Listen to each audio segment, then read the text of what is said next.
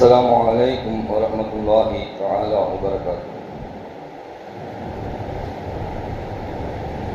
الحمد لله رب العالمين، والصلاة والسلام على سيد المرسلين وعلى آله وأصحابه أجمعين. قال الله تعالى في القرآن العظيم وفي الفرقان المجيد: أعوذ بالله من الشيطان الرجيم، بسم الله الرحمن الرحيم. والعصر إن الإنسان لفي خسر إلا الذين آمنوا وعملوا الصالحات وتواصوا بالحق وتواصوا بالصبر. صدق الله العلي العظيم. புகழும் புகழ்ச்சியும் நம்மை எல்லாம் படைத்து பரிபாலித்துக் கொண்டிருக்கக்கூடிய எல்லாம் அல்ல இறைவனுக்கு உரித்தாகட்டுமாக. அவனுடைய திருத்தூதர் நம் ஆரிய தலைவர் பெருமானார் ஸல்லல்லாஹு அலைஹி வஸல்லம் அவர்களின் மீதும்,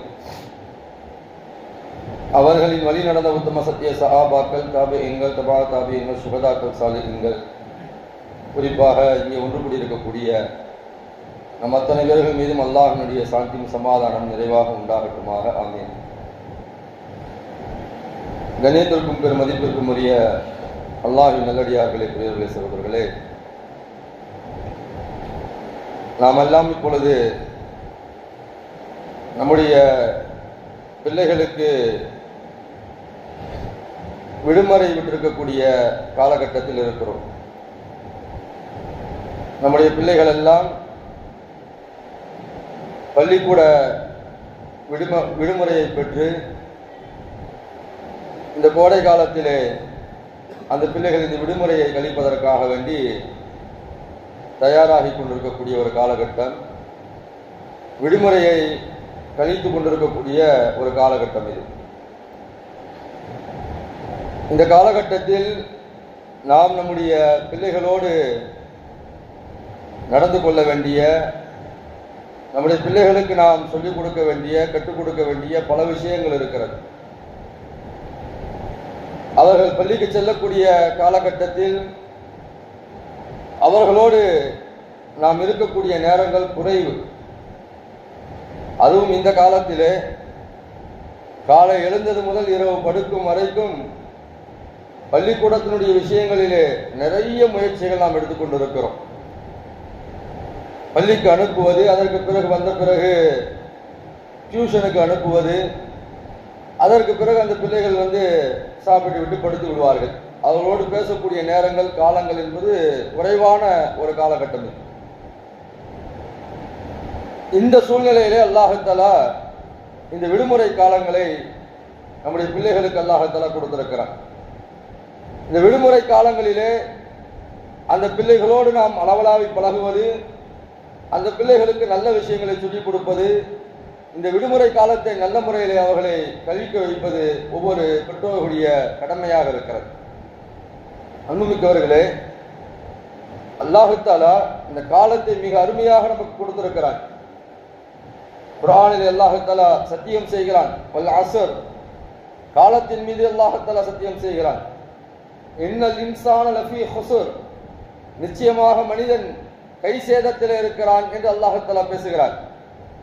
யார் நல்லவர்கள், யார் நல்ல அமல்கள் செய்தவர்களோ, யார் சத்தியத்தின் பக்கம் நிற்கிறார்களோ அவர்கள் மட்டும்தான் காலத்தை பயன்படுத்தி கொண்டாக என்பதாக திருமறையில் அல்லாஹ்தஆலா சொல்லி காட்டுகிறார். ஈமான் கொண்டு யார் நல்ல அமல்கள் செய்கிறார்களோ அவர்கள்தான் அந்த காலத்தை சரியான முறையில் பயன்படுத்தி கொண்டாக என்பதாக திருமறை குர்ஆன் வசனம் பேசுகிறது. அந்த வகையிலே காலம் என்பது ஒரு பொன் போன்றது என்பதாக சொல்லுவார்கள். டைம் இஸ் கோல்டு என்பதாக சொல்லுவார்கள். ஒரு நிமிடம் போனால் அது திரும்ப வராது. கடந்த காலத்தை நாம் திரும்பி எடுத்து வர முடியாது. நினைத்து வேண்டுமானால் பார்க்கலாம். நான் அந்த காலத்தில் இப்படி இருந்தேன், அப்படி இருந்தேன், இப்படி இருந்தேன் என்பதாக நினைத்து பார்க்கலாம். ஆனால் கடந்த காலத்தை நாம் திரும்பி மீட்டு கொண்டு வர முடியாது. போனது போனதுதான், கடந்தது கடந்ததுதான், திரும்பி அதை கொண்டு வர முடியாது. இப்பொழுது நாம் இருக்கக்கூடிய இந்த நேரம், இந்த நிமிடம் நமக்கு சொந்தமானது. அடுத்து வரக்கூடிய காலகட்டங்கள் நமக்கு சொந்தமானது. அதுவும் நிலையானதா, இருப்போமா இல்லையா என்பதெல்லாம் அல்லாஹ்வுடைய கையில் இருக்கிறது.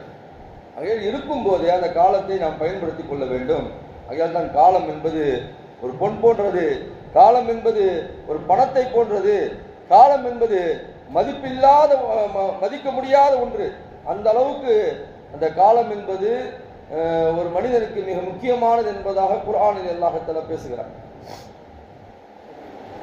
அருமை நாயகம் ஸல்லல்லாஹு அலைஹி வஸல்லம் சொல்கிறார்கள், நிஅமத்தானி மக்பூலுன் ஃபீஹிமா கஸீரும் மினன் நாஸ். அல்லாஹ் தஆலா இரண்டு நிஅமத்துகளை மனிதனுக்கு கொடுத்திருக்கிறார்.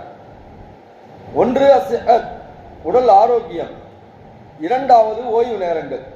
இந்த ஓய்வு நேரத்தில் இருக்கக்கூடிய இந்த காலங்கள், இந்த இரண்டையும் அல்லாஹ் தஆலா ஒரு முஃமினுக்கு மிகப்பெரிய நிஅமத்தாக கொடுத்திருக்கிறார். ஆனால் இந்த இரண்டின் விஷயத்திலே தான் மக்கள் பராமுகமாக இருக்கிறார் என்பதாக அருமை நாயகம் ஸல்லல்லாஹு அலைஹி வஸல்லம் சொல்கிறார்கள். ஆரோக்கியத்தை அல்லாஹ் தஆலா கொடுத்திருக்கும் போது அந்த ஆரோக்கியத்தை யாரும் பேணி பாதுகாப்பது கிடையாது. அந்த ஆரோக்கியம் சென்று விட்ட பிறகுதான் கவலைப்படுகிறான், கஷ்டப்படுகிறான், நொந்து போகிறான். என்னை அல்லாஹ் தஆலா ஆரோக்கியமாக வைத்திருந்தான், ஆனால் இப்பொழுது அந்த ஆரோக்கியம் கெட்டு போய்விட்டது, ஒன்றும் செய்ய முடியவில்லையே, நடக்க முடியவில்லையே, இத்தனை மாத்திரைகள் போட்டுக் கொண்டிருக்கிறேனே என்றெல்லாம் நாம் புலம்புகிறோமே. அந்த ஆரோக்கியம் இருக்கும் போது அந்த ஆரோக்கியத்தை தக்க வைப்பதற்குரிய அந்த காரண காரியங்களை நாம் தேட கடமைப்பட்டிருக்கிறோம். இரண்டாவது, இந்த ஓய்வு நேரங்கள் அல்லாஹ் தஆலா கொடுத்திருக்கக்கூடிய மிகப்பெரிய ஒரு நிஅமத். அது எல்லா காலகட்டங்களையும் எல்லா நேரங்களையும் மனிதனுக்கு கிடைத்து விடாது. ஓய்வு நேரங்கள் கிடைக்கும் போது அதை அல்லாஹ்வை சிந்திக்கக்கூடிய வழியிலே, நல்லதை செய்யக்கூடிய வகையிலே, நல்லதை தேடக்கூடிய வகையிலே, நல்லதை கற்றுக்கொள்ளக்கூடிய வகையிலே நம்முடைய காலங்களை கழித்தோம் என்று சொன்னால் அது மிகச் சிறப்பாக இருக்கும். இதைத்தான் அருமை நாயகம் ஸல்லல்லாஹு அலைஹி வஸல்லம் சொன்னார்கள், மனிதன் தொலைத்து விட்ட பொருள் இது. எது? ஆரோக்கியமும் மனிதனுக்கு கிடைத்திருக்கக்கூடிய இந்த ஓய்வு நேரம். இப்ப இந்த இரண்டையும் ஒரு மனிதன் என்ன செய்து கொள்ள வேண்டும்? சரியான முறையில் பயன்படுத்திக் கொள்ள வேண்டும் என்பதாக அருமை நாயகம் ஸல்லல்லாஹு அலைஹி வஸல்லம் சொல்கிறார்கள்.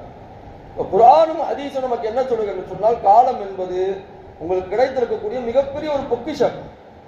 அந்த நேரத்திலேயே நீங்கள் என்ன செய்யுங்க? அந்த காலத்தை பயன்படுத்திக் கொள்ளுங்கள். சொல்வார்களே, காற்று உள்ள போதே தூற்றிக் கொள்ளுங்கள் என்பதாக சொல்வார்கள். நமக்கு நேரம் கிடைக்கும் போது அந்த நேரத்தை பயன்படுத்தி கொண்டு அந்த நேரத்தை எப்படி அல்லாஹ்வுடைய வழியிலே செலவழிப்பது, எப்படி மார்க்கத்திற்காக வேண்டியதை பயன்படுத்திக் கொள்வது, எப்படி நல்ல வழியிலே அதை செலவழிப்பது என்பதாக நாம் சிந்தித்த அந்த நேரத்தையும் காலத்தையும் நாம் சரியான முறையிலே பயன்படுத்திக் கொண்டோம் என்று சொன்னால், அன்புமிக்கவர்களே, நம்முடைய வாழ்க்கையும் நம்முடைய பிள்ளைகளுடைய வாழ்க்கையும் மிகச் சிறப்பாக இருக்கும். குர்ஆன்ல நீங்க பாருங்க, அல்லாஹ் தஆலா பல விஷயங்களை காலத்தின் மீது சத்தியம் செய்து சொல்கிறார். ஃபஜ்ருடைய நேரத்தின் மீது சத்தியமாக, அஸருடைய நேரத்தின் மீது சத்தியமாக, லுஹருடைய நேரத்தின் மீது சத்தியமாக, லுஹாவுடைய நேரத்தின் மீது சத்தியமாக என்றெல்லாம் அல்லாஹ் தஆலா காலத்தின் மீது சத்தியம் செய்து பேசுவான். பொதுவாக இந்த இஸ்லாமிய அமல்களே காலத்தை வைத்துதான் நிர்ணயிக்கப்பட்டிருக்கிறது. தொழுகை எடுத்துக்கொள்ளுங்கள், அல்லாஹ் குர்ஆன்ல சொல்வான், இன்ன ஸலாத்த கானத் அலல் முஃமினீன கிதாபம் மௌகூதா. தொழுகை என்பது முஃமின்களின் மீது நேரம் குறிக்கப்பட்ட கடமையாக இருக்கிறது என்பதாக அல்லாஹ் தஆலா திருமறையிலே பேசுகிறார். எல்லாமே நேரம் தான், எல்லாமே காலம் தான். ஹஜ்ஜுடைய காலம் இருக்கிறது. எல்லா காலங்களையும் நம்ம செஞ்சிட முடியுமா? சொல்லுங்க பார்க்கலாம். ஹஜ்ஜுடைய நேரங்கள் வரும்போது தான் செய்ய முடியும்.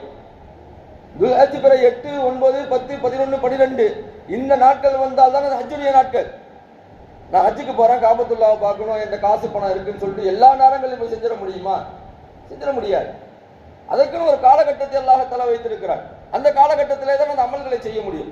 இப்படி நீங்க பாத்தீங்கன்னு சொன்னா காலத்தை மிக அருமையாக அல்லாஹ் தஆலா நமக்கு தந்திருக்கிறார். லா தஸுப்புத் தஹர். அருமை நாயகம் ஸல்லல்லாஹு அலைஹி வஸல்லம் அல்லாஹ் தஆலா சொல்வதாக சொல்கிறார்கள், காலத்தை நீங்கள் திட்டாதீர்கள்.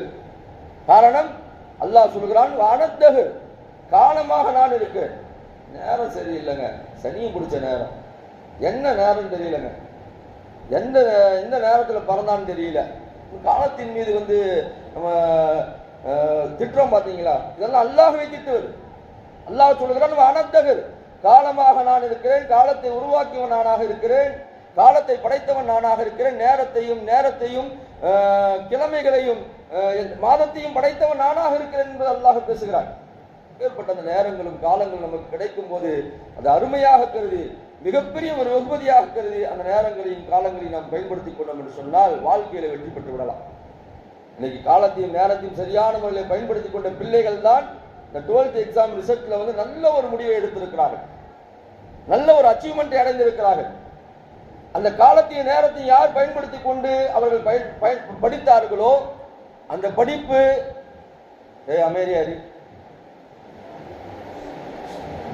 அந்த படிப்பு அவர்களுக்கு என்ன செய்கிறது? உதவி செய்கிறது. அந்த காலத்திலே சரியான முறையில் பயிர் செய்யும் போது அந்த படிப்பு அவர்களுக்கு என்ன செய்கிறது? எல்லா காலகட்டங்களையும் உதவியாக இருக்கும். நம்முடைய பிள்ளைகளை நாம் தயார்படுத்த வேண்டும். நேரத்தையும் காலத்தையும் நீங்க வீணாக்காதீங்க. நல்ல வழியிலே செலவழிங்க, மார்க்கத்தின் பக்கம் செலவழிங்க, தொழுகையின் பக்கம் செலவழிங்க, இஸ்லாத்தின் பக்கம் செலவழிங்க என்பதாக நம்முடைய பிள்ளைகளை நாம் தயார்படுத்த வேண்டும். நம்முடைய பிள்ளைகளுக்கு இந்த நேரத்தினுடைய வெகுமதியை சொல்லிக் கொடுக்க வேண்டும். ஒவ்வொரு நேரமும் ஒரு கோல்டை போன்றது, தங்கத்தை போன்றது. எந்த காலகட்டத்திலையும் அதை நீங்கள் வீணாக்கி விடக்கூடாது. காலத்தை பயன்படுத்திக் கொள்ளுங்கள், நேரத்தை பயன்படுத்திக் கொள்ளுங்கள். யாரெல்லாம் சாதித்திருக்கிறார்களோ அவருடைய பட்டியலை எல்லாம் எடுத்து அந்த பிள்ளைகளுக்கு நீங்கள் எடுத்து போடுங்க. உலகத்திலே சாதனை மனிதர்கள் என்பதாக இருக்கிறார்கள் பாருங்கள். அந்த சாதனை மனிதர்கள் எல்லாம் காலத்தையும் நேரத்தையும் சரியான முறையில் பயன்படுத்திக் கொண்டதின் காரணமாகத்தான் அவர்கள் சாதனை மனிதர்களாக உருவாக முடிந்தது. இல்லை என்று சொன்னால் அவர்களுக்கு வேதனை தான் நிச்சயமாக இருந்திருக்கும். காலத்தையும் நேரத்தையும் யார் வீணடிக்கிறார்களோ வேதனை தான் அவர்களுக்கு மிச்சமாக இருக்கும். பின்னால் வந்து போவோம்.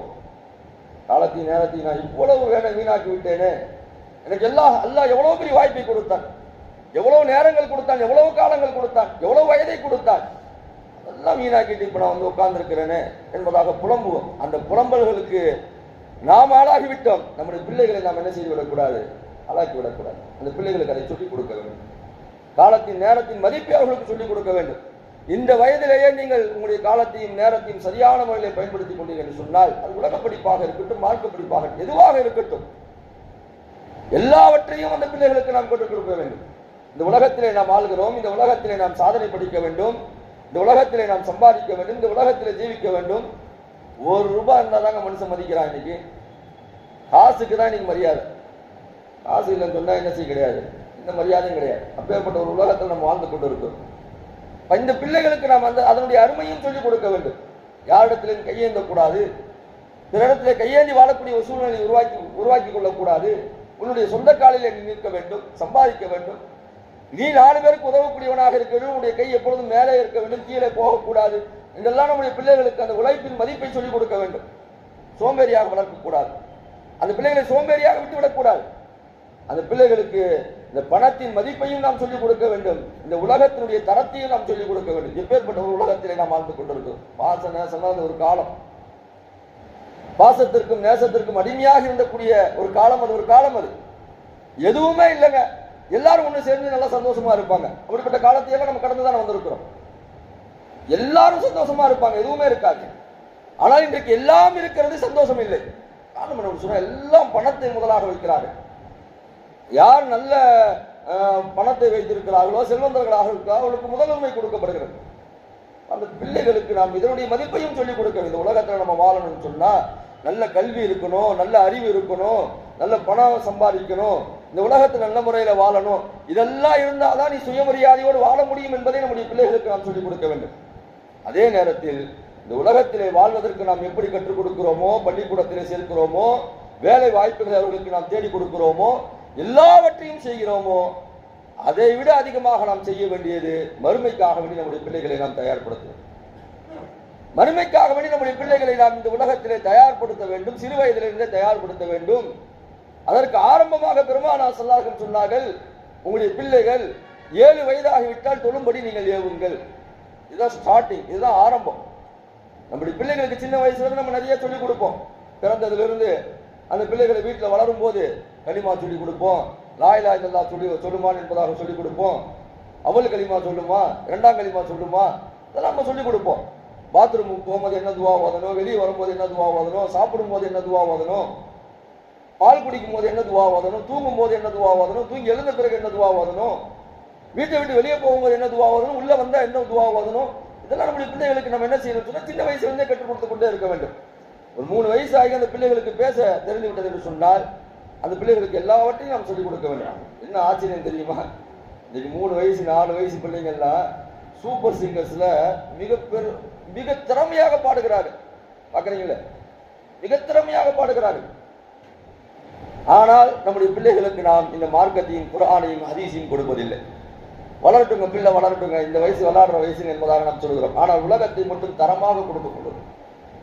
3 வயசு 4 வயசு பிள்ளைங்க அர்த்தத்தை புரிந்து பாடுதா, என்ன அந்த ரகத்துல பாடணுமோ அந்த ரகத்தில் அந்த பிள்ளைகள் பாடுகிறது. அந்த அளவுக்கு ட்ரைனிங் கொடுக்குறாங்க. இப்ப நம்முடைய பிள்ளைகளுக்கு குர்ஆனையும் ஹதீஸையும் நம்ம ட்ரைனிங் கொடுக்க தவறி விடுகிறோம்.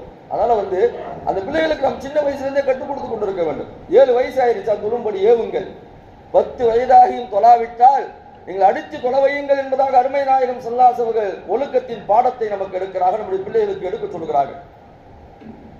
10 வயதாகியும் அந்த பிள்ளை தொழலைன்னா அந்த பிள்ளை நீங்க தொழும்படி அதற்கு முதல்ல நம்ம என்ன செய்யணும்? நம்ம தொழுகையாளியா இருக்கணும். நம்ம அல்லாஹ்வின் பக்கம் நெருங்கக்கூடியவர்களாக இருக்க வேண்டும். பள்ளிவாசலுடைய நெருக்கத்தோடு இருக்க வேண்டும். பள்ளிவாசலுக்கு வர வேண்டும். பள்ளிவாசலுடைய நெருக்கத்தோடு, நாம் அல்லாஹ்வுடைய நெருக்கத்தோடு, குர்ஆனுடைய நெருக்கத்தோடு இருக்கும் போதுதான் நம்முடைய பிள்ளைகளுக்கு நாம் அந்த பாடத்தை எடுக்க முடியும். அப்பதான் அந்த சிந்தனை அல்லாஹ் தஆலா கொடுப்பான். இல்லையென்றால் எப்படி அல்லாஹ் தஆலா அந்த சிந்தனையை கொடுப்பான்? ஆகையால் நம்முடைய பிள்ளைகளுக்கு அந்த சரியான நேரத்தில் சரியான ஒழுக்கத்தை கற்றுக் கொடுக்க வேண்டிய மிகப்பெரிய ஒரு பொறுப்பு நம்முடைய கையில் இருக்கிறது. எந்த அருமை நாயகம் ஸல்லல்லாஹு அலைஹி சொன்னார்கள், 10 வயசாயும் தொழவில்லை என்று சொன்னால் அந்த பிள்ளைகளுக்கு அடித்து தொலை வையுங்கள், மார்க்கத்தை கற்றுக் கொடுங்கள், குர்ஆனை கற்றுக் கொடுங்கள், அந்த பிள்ளைகளை ஒழுக்கமான பிள்ளைகளாக வளருங்கள். ரசூலுல்லாஹி ஸல்லல்லாஹு அலைஹி சொன்னார்களே, இன்னைக்கு பிள்ளைகள் எல்லாம் படித்து விட்டு நீ 10th இவ்வளவு மார்க் எடுத்தாய் என்று சொன்னால் உனக்கு இதை வாங்கி தரேன், அதை வாங்கி தரேன், 12th இவ்வளவு எடுத்தேன்னு சொன்னால் உனக்கு இதை வாங்கி தரேன், அதை வாங்கி தரேன் என்பதாக நம்ம எவ்வளவு அன்பளிப்புகளை வாங்கி தருகிறோம் என்பதாக வாக்கு கொடுக்கிறோம், வாங்கியும் கொடுக்கிறோம். ஆனால் பெருமானார் ஸல்லல்லாஹு அலைஹி சொன்னார்கள், நீங்கள் உங்களுடைய பிள்ளைகளுக்கு கொடுக்கக்கூடிய அன்பளிப்புகளிலேயே ஆக மிகச்சிறந்த அன்பளிப்பு எது தெரியுமா? சொல்கிறார்கள், உங்களுடைய பிள்ளைகளுக்கு நீங்கள் கொடுக்கக்கூடிய அன்பளிப்புகள் ஐபோன் அல்ல, அவளுக்கு வாங்கி கொடுக்கக்கூடிய பைக் அல்ல, அவளுக்கு வாங்கி கொடுக்கக்கூடிய சைக்கிள் அல்ல, அவளுக்கு வாங்கி கொடுக்கக்கூடிய லேப்டாப் அல்ல.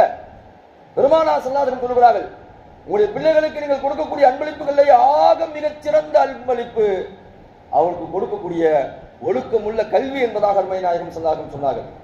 மா நஅல வாலிதின் வலதன் அஃதலு மின் அதபின் ஹஸனின், ஒழுக்கத்தை கொடுப்பதுதான் மிகச் சிறந்தது என்பதாக அருமை நாயகம் ஸல்லல்லாஹு அலைஹி சொன்னார்கள். மிகச் சிறந்த அன்பளிப்பு என்று சொன்னார்கள். அந்த ஒழுக்கத்தை நம்முடைய பிள்ளைகளுக்கு நாம் கொடுக்க இன்றைக்கு தவறிவிட்டோம். பிள்ளைகள்கிட்ட எல்லாம் இருக்கிறது, ஆனால் ஒழுக்கம் இல்லை.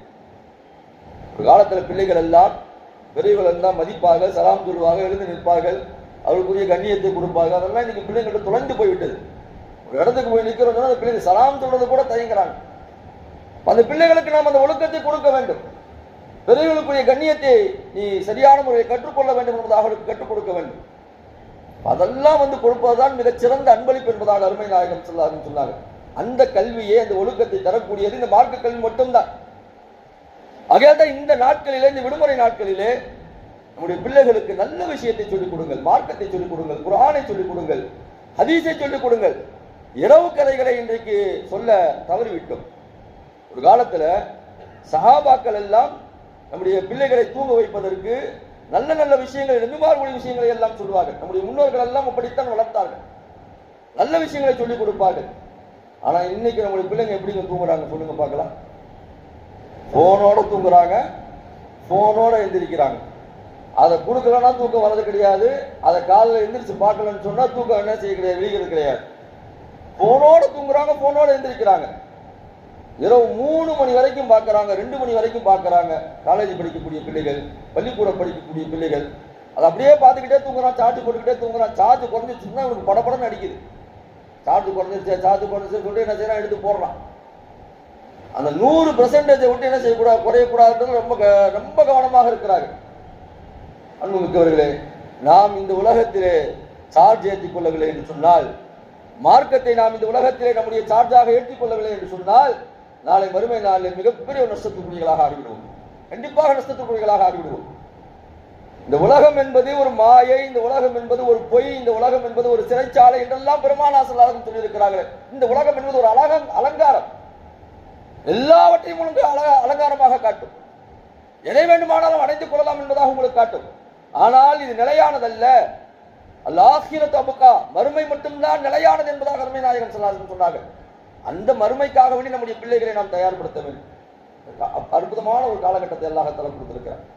இந்த காலகட்டங்களில் நம்முடைய பிள்ளைகளுக்கு என்ன செய்ய வேண்டும் என்று சொன்னால், இந்த மார்க்க விஷயங்களை அவர்களுக்கு சரியான முறையில் சொல்லிக் கொடுக்க வேண்டும். பள்ளிவாசலுக்கு அனுப்பி வைத்து அந்த பிள்ளைகளுக்கு மார்க்கத்தை சொல்லிக் கொடுக்கலாம்.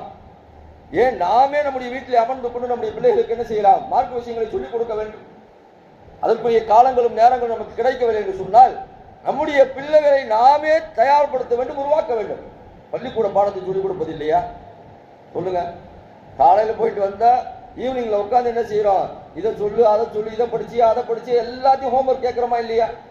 ஏன் இந்த மறுமையினுடைய இந்த கல்வியை, ஆখিরাத்தினுடைய கல்வியை, குர்ஆனுடைய கல்வியை மட்டும் நாம் நம்முடைய பிள்ளைகளுக்கு ஏன் கொடுக்க தவறு? அன்புமிக்கவர்களே, அந்த குர்ஆனுடைய கல்வியை நாம் கொடுக்க வேண்டும். நீங்க ஹதீஸ்ல பாத்தீங்கன்னு சொன்னா, ஒருத்தர் தன்னுடைய மகனை பத்தி உமர் ரலியல்லாஹு அன்ஹு புகார் செய்கிறாரு. என்னுடைய மகன் எனக்கு எதுவுமே செய்யறது கிடையாது, என்னோட பேச்சை கேட்கறது கிடையாது, என்னை மதிக்கிறது கிடையாது, இவரை கூப்பிட்டு நீங்க உபதேசம் செய்யுங்க என்பதாக உமர் ரலியல்லாஹு அன்ஹு ஒரு சஹாபி என்ன செய்யறாங்கன்னு சொன்னா ஒரு புகார் கொடுக்கிறாங்க. ஒரு மனிதர் புகார் கொடுக்கிறார். அப்ப அந்த மனிதர் புகார் கொடுத்ததை உமர் ரலியல்லாஹு எடுத்துக்கொண்டு அந்த மகனை அழைத்து கேட்கிறார்கள். ஏன்பா உங்க அத்தா பேச்சை நீ கேட்கறதே கிடையாது, உங்க அத்தா சொல்றதை நீ கேட்கலாம்ல, உங்க அத்தாவுடைய பேச்சுக்கு நீ மதிப்பு கொடுக்கலாம்ல, ஏன் அவரை நீ மதிக்கிறதே கிடையாது, அவருடைய பேச்சுக்கு மதிப்பே கொடுக்கறது கிடையாது என்பதாக கேட்கும்போது அந்த மகன் கேட்கிறான் உமர் ரலியல்லாஹு அன்ஹு, எனக்கு இன்னென்ன விஷயங்கள் எங்களுடைய அத்தா எனக்கு கற்றுக் கொடுக்கவில்லை, மார்க்கத்தை சொல்லிக் கொடுக்கவில்லை, எனக்கு சரியான முறையில் இந்த குர்ஆனை சொல்லிக் கொடுக்கவில்லை, எனக்கு ஒழுக்கத்தை சொல்லிக் கொடுக்கவில்லை என்றெல்லாம் அந்த பிள்ளை சொல்லும் போதுதான் உமர் ரலியல்லாஹு சொல்கிறார்கள். இதெல்லாம் நம்ம தெரிந்த ஹதீஸ். உமர் ரலியல்லாஹு சொல்கிறார்கள், ரசூலுல்லாஹி ஸல்லல்லாஹு அலைஹி வஸல்லம் சொன்னதாக, ஒரு குழந்தை பிறந்து விட்டால் ஒரு பெற்றோருடைய கடமை என்ன? நாயகம் பெருமானார் ஸல்லல்லாஹு அலைஹி வஸல்லம் சொன்னார்கள், அந்த குழந்தைக்கு நீங்கள் அழகிய பெயரை சூட்டுங்கள், நல்ல பெயரை சூட்டுங்கள், அந்த பெயருக்கு ஏற்றவாறு அந்த பிள்ளைகள் வளரும்.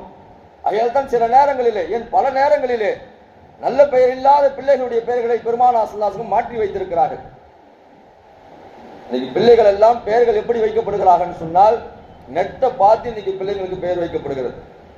அதுல என்ன பெயர் இருக்கிறதோ அதை எடுத்து என்ன செய்யறாங்க, கேட்கறதுக்கும் வாயில நுழையிறதுக்கு எனக்கு ஈஸியா இருக்குது, சின்னதா இருக்கு, ஷார்ட்டா இருக்கு, ஸ்வீட்டா இருக்குன்னு சொல்லிட்டு என்ன செய்யறாங்க சொன்னா நெட்டை தேடி அதில் எடுத்து பிள்ளைகளுக்கு பெயர் வைக்கிறார்கள். அர்த்தம் உள்ள பெயரை வைப்பது கிடையாது.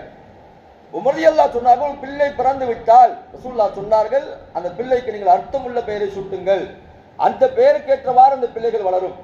இரண்டாவது சொன்னார்கள், அந்த பிள்ளைகளுக்கு நீங்கள் மார்க்க கல்வி, ஒழுக்க கல்வியை நீங்கள் அற்புதமான முறையில் கொடுக்க வேண்டும் என்பதாக நாயகம் பெருமானார் ஸல்லல்லாஹு அலைஹி வஸல்லம் சொன்னார்கள்.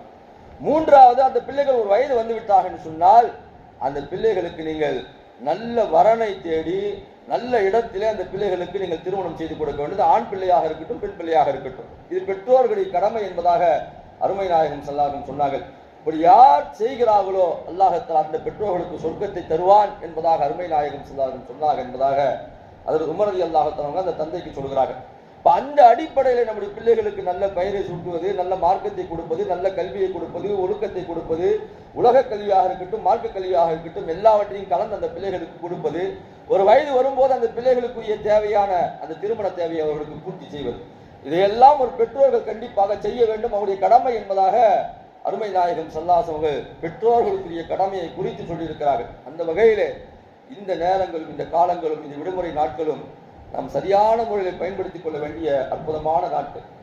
அந்த நாட்களை நாம் தவறிவிடாமல் நம்முடைய பிள்ளைகளுக்கு உலக அறிவையும் ஊட்டுவோம், மார்க்க அறிவையும் ஊட்டுவோம், இரண்டையும் கலந்து அந்த பிள்ளைகளுக்கு நாம் கொடுக்கும் போது அந்த பிள்ளைகள் இந்த உலகத்திற்கும் சாதனையானவர்களாகும், நாளை மறுமைக்கு தகுதியானவர்களாகவும் அந்த பிள்ளைகள் மாறுவார்கள். அல்லாஹ் தஆலா அப்பேற்பட்ட பிள்ளைகளை வளர்ப்பதற்குரிய தௌஃபீக்கை நமக்கு தருவானாக.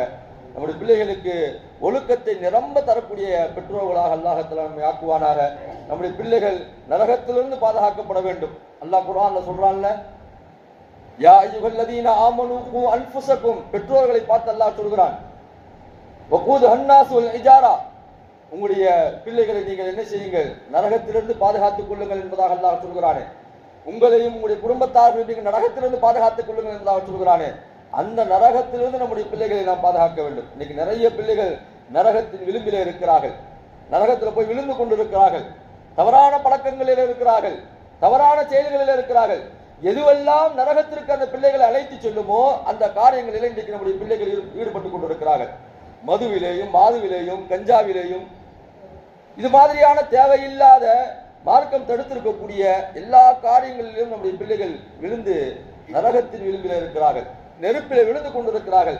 அந்த பிள்ளைகளை பாதுகாக்க வேண்டிய பொறுப்பு, அந்த பிள்ளைகளை பாதுகாத்து சொர்க்கத்தின் பக்கம் அழைத்து செல்ல வேண்டிய பொறுப்பு ஒவ்வொரு பெற்றோருக்கும் இருக்கு. நாம் செய்ய வேண்டிய கடமையை நாம் செய்துவிட்டு அதற்கு அடுத்து தவக்கல் அலல்லாஹ், யா அல்லாஹ் நீ எனக்கு பிள்ளைகளை அமானிதமாக கொடுத்தாய், அந்த பிள்ளைகளை இப்படி வளர்க்க வேண்டும் என்பதாக எனக்கு சொல்லியிருந்தாய், இதெல்லாம் நான் செஞ்சுட்டேன் யா அல்லாஹ் என்பதாக தவக்கல் அலல்லாஹ் என்பதாக நாம் அல்லாஹ் மீது பாரத்தை போட்டு விட்டோம் என்று சொன்னால் அல்லாஹ் தஆலா அந்த பிள்ளைகளுக்கு நாம் கொடுத்த அந்த கல்வியை, நாம் கொடுத்த அந்த ஒழுக்கத்தின் மூலமாக அல்லாஹ் தஆலா அந்த பிள்ளைகளை மிகச் சிறப்பாக இந்த உலகத்திலே வாழ வைப்பான். பார்ப்போற்று பிள்ளைகளாக அல்லாஹ் தஆலா நம்முடைய பிள்ளைகளை வாழ வைப்பானாக. எல்லோரும் மதிக்கத்தக்க பிள்ளைகளாக நம்முடைய பிள்ளைகள் அல்லாஹ் வாழ வைப்பானாக. இந்த உலகத்திற்கும் மறுமைக்கும் அவர்கள் பயனுள்ளவர்களாக இருக்கக்கூடிய பிள்ளைகளாக அல்லாஹ் நம்முடைய பிள்ளைகளை ஆக்குவானாக என்று துவா செய்து வார்த்தைகளை நிறைவு செய்கிறேன். அஸ்ஸலாமு அலைக்கும் வரஹ்மத்துல்லாஹி வபரகாத்துஹு.